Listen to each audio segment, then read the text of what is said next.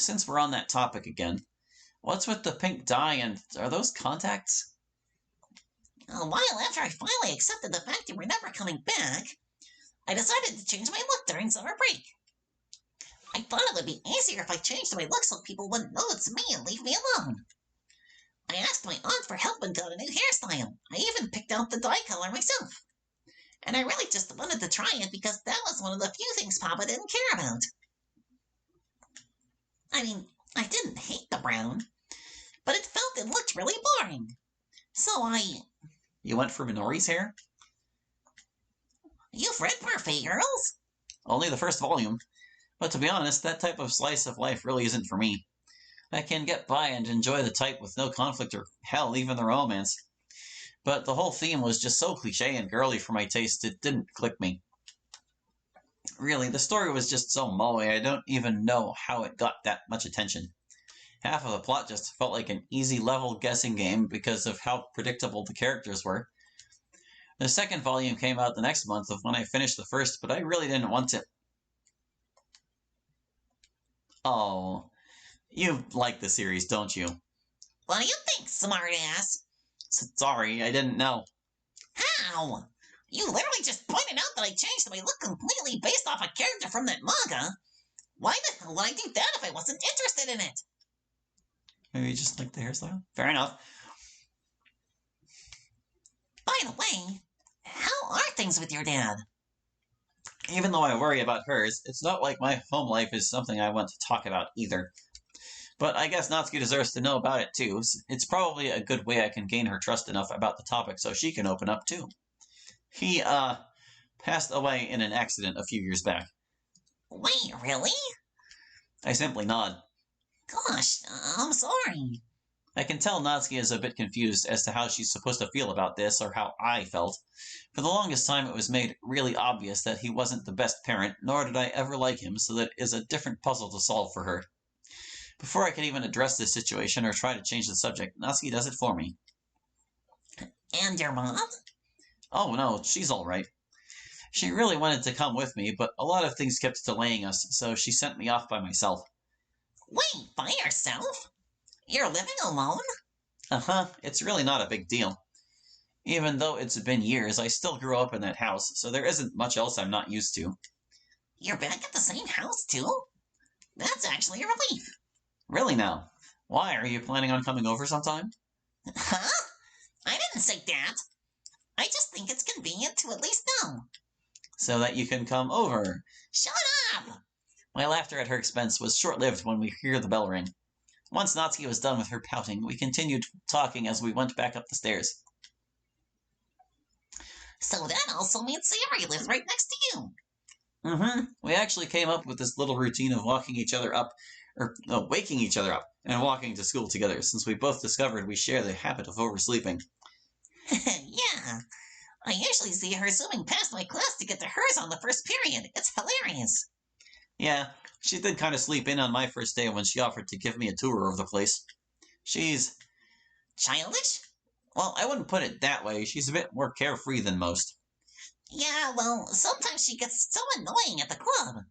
Whenever she wants to sit and read with me, she'll keep stopping and ask obvious questions instead of reading ahead. Most of the time, she's just a freaking kid no one has control over. But it's not something I really hate.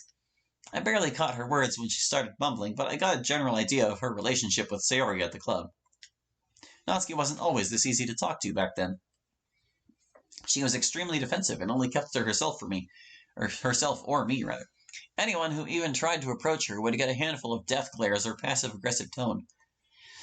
As long as you don't ruin her peace, she won't swallow you whole.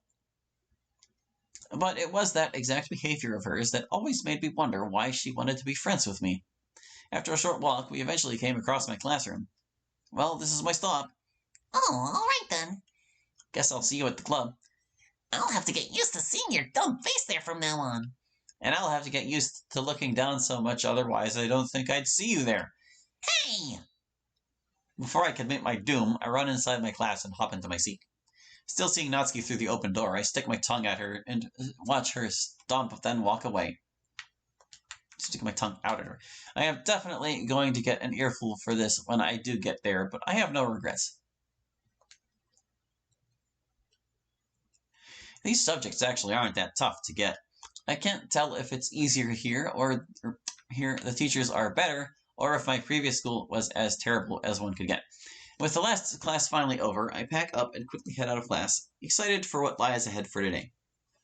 Once I head outside, I make my way towards the stairs and spot Coach Noho heading up in front of me. In front. 2 words. I decide to catch up anyway since we're going the same direction. Hey, Koto. We already reached the 2nd floor by the time we actually started talking. Planning on showing up earlier than your club members too?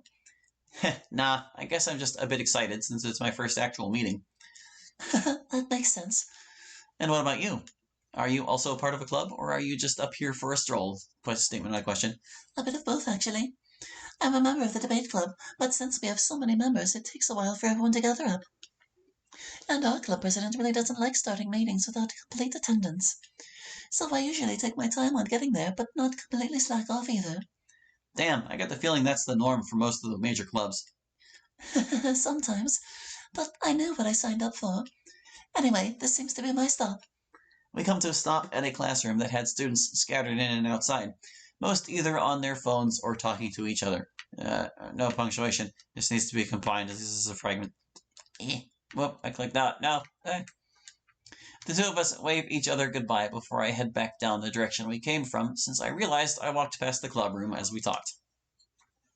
Once I reach there, I peek through the window and see 2 bags set on the table. I guess they're already up there. I slide open the door and toss my back onto the nearest table, then make my way up to the roof. I mean, your backpack? You're just gonna leave your back there, man? I immediately spot Monica and Sayori at the far side talking to each other. I'm met with warm smiles and a frantic wave from Sayori as I approach the two. Well, hello, Allie. Glad to see you didn't run away on us. I doubt you expected me to anyway on account of what happened yesterday. Hey, Allie. Hey, you two. I hope I didn't keep you guys waiting. Nope, you're right on time. Although a certain someone was already here before me. I shoot Sayori a suspicious glare, to which she responds with trying to avoid eye contact. I was just excited for today. I hope you didn't try ditching your last class just to get here first. No, I just called off early today because the teacher left in a hurry, I swear. It's fine, Sayori. The quicker we're here, the more time we have for our meeting, or for the meeting. Now all we have to do is wait for our other 2 members, and we can get started with the activity. And as if on cue, the door swings open, revealing Yuri sort of pacing towards us in a panic. I'm terribly sorry for my lateness. Yuri begins panting as Natsuki bursts through the door with a light huff. It's all right, Yuri, but are you okay? You seem out of breath. Yes, I'm fine. It's just that Natsuki wouldn't stop pinching me as we came up the stairs, which forced me to quicken my pace as we walked. What the hell, Nat? Natsuki, could you please explain why you felt the need to do that? Gladly. She's the one who asked if we walked together on your way up here. Then walks slower than a tortoise. And somehow she manages to get ahead of me when we get to the stairs. Now I'm stuck behind her for a total of 5 minutes. And not only is she so slow because of her posture, this posture of hers is so huge that I couldn't even walk around her to try and get ahead. So I had to speed things along and make her use her legs she hasn't exerted in ages and... Okay. Too much information, shorty. Let's just move this along. We don't actually want to run out of time again. After that, Monica walks over to one of the benches she was previously standing by and swiftly picks up a few pages. Split this word up. Also, shouldn't we have like some background music right now? It's like, why is this so quiet? We follow her and sit down at the benches where she started handing us the pages one by one with a pen each. Now then, today's activity is more related to one of our old ones. And don't worry, Hallie, you don't need any past experience for this. Last week I asked everyone to write about how they felt being a part of this club. It thrilled me to see a positive feedback, but it also gave me a bit of insight of how you express yourself and how you write. Don't need to say. Today I want you to do that again. Only this time you will look for a topic on your own. So we come up with something to write about? Technically, yes, but your inspiration can be found all around you as well. Monica extends both her arms out to the sides, as if presenting the world to us. Just look around you. There's a beautiful clear sky, a wide scenery that stretches for miles, a perfect view of the city. And this. Gosh darn fly in my face. Monica proceeds to flail her arms around, trying to swat said fly, which got a little laugh out of all of us. Anyway, all I want you to do is pick out anything you want and write about the first thing that comes to your mind. Think of it as a pop quiz for your creativity. Any questions? The instructions were fairly simple, and we all agree through our light murmur and head shakes. Then let's get started.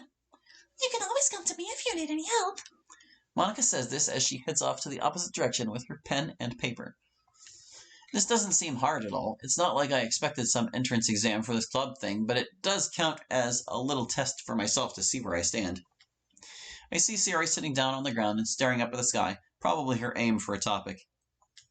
Yuri already started with hers as I look over to see her intently writing on the page, using the bench as a table. Natsuki, on the other hand, seems to be staring off into the city through the fence, her pen and paper in one hand as the other held onto the fence. Comma. There you go. Oh no, we get another choice. Yeah, I guess I'll just drop saves for all these. There was that one at the start with, like, Monica, but that's, like, right at the start, so I'm not worried about dropping the other. Did I get anyone? Well, we tried to talk to her once before, and it didn't work out. So, obviously, we need to just keep pushing it. I guess I could check up on her and do the same instead of just standing here. I head over to Natsuki and assume the same position as hers, but instead press my forehead against the fence. Something catch your eye yet? Huh? Oh, no, not really. It shouldn't be that hard. You just got to look until something piques your interest. It's wrong. Piques. P-I-Q-U-E. Yeah, but nothing really seems to click. I just see something for what it is, and I can't seem to come up with it. Or can't seem to come up with something. Maybe come up with anything would work a little better. She already said, no, don't tell me you grew out of imagination, Shorty. Oh, shut up. And don't call me that. That's a no can do. You just have to get used to it. Forget what I said. I already can't stand you being here. Come on. I'm only messing with you. Look, it's easy. Just look at that tree over there. It speaks a story of its own. It is own. It's a growing smacked center of the school grounds. So it's probably a common meeting place for students in their free time. I mean, yeah. That one was planted by the school principal's dad. Weird. It was something about signifying growth and strength, being completely unmoved by the impact around you. But to the principal herself, it was a place where her life as part of the school began. A place where she grew her own bond with the school as a student. Semicolon or comma. And after years, she stands here in her dad's place with the same goal and ideals. Isn't that enough of a start? Huh? No, I'm just talking about the... Huh. I smile and turn around, now leaning my back against the fence as Natsuki finally realizes. See, that's a head start. I'm pretty sure you can work your way from there if your creativity is still intact. Yeah, I get it. You're welcome, Shorty. Before Natsuki could do any damage, I quickly flee the scene and sit down at the opposite side, passing a small wave at her before turning my attention to my page. I stare at my page and it stares back at me. White, blank, empty, and begging for a beginning. Now that I'm actually here, I need to at least think of something good, or do something good for that matter. Tapping the back of the pen at my lip, I stare off into the view below. A few hints of greenery, cars zooming in the distance, and an ocean of a city in the distance. Nothing but change and human influence stretched across the land as far as the eye can see. It would be up to you, or up to your perspective on whether what you see is beautiful or a plague. Most would love to see this type of change and advancement. Others would spit at it and call it too much. Yeah, I'm using that.